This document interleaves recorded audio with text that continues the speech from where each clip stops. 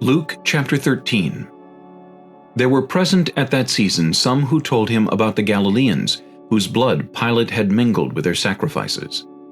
And Jesus answered and said to them, Do you suppose that these Galileans were worse sinners than all other Galileans because they suffered such things?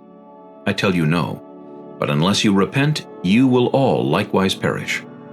Or those 18 on whom the tower in Siloam fell and killed them, do you think that they were worse sinners than all other men who dwelt in Jerusalem? I tell you no. But unless you repent, you will all likewise perish. He also spoke this parable. A certain man had a fig tree planted in his vineyard, and he came seeking fruit on it, and found none.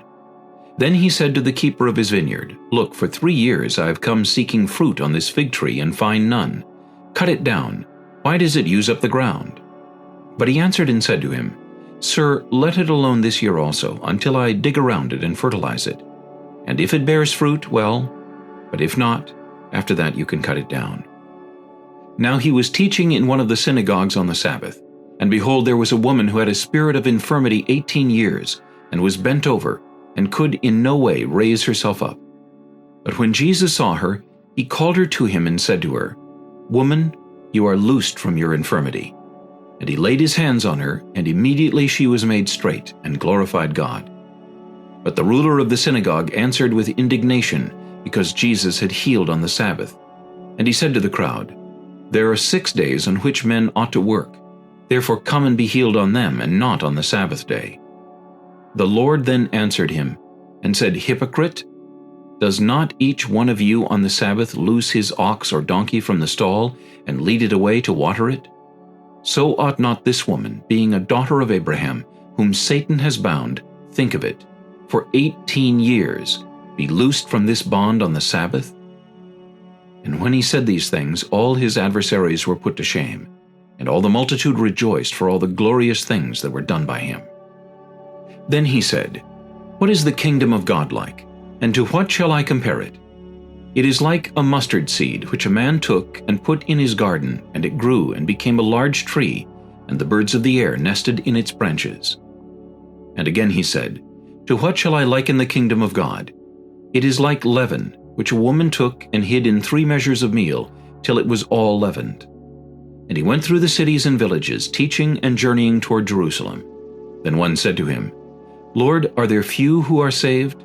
And he said to them, Strive to enter through the narrow gate, for many, I say to you, will seek to enter and will not be able. When once the master of the house has risen up and shut the door, and you begin to stand outside and knock at the door, saying, Lord, Lord, open for us. And he will answer and say to you, I do not know you, where you are from. Then you will begin to say, We ate and drank in your presence, and you taught in our streets. But he will say, I tell you, I do not know you, where you are from. Depart from me, all you workers of iniquity. There will be weeping and gnashing of teeth when you see Abraham and Isaac and Jacob and all the prophets in the kingdom of God, and yourselves thrust out. They will come from the east and the west, from the north and the south, and sit down in the kingdom of God. And indeed there are last who will be first, and there are first who will be last. On that very day some Pharisees came, saying to him, Get out and depart from here, for Herod wants to kill you.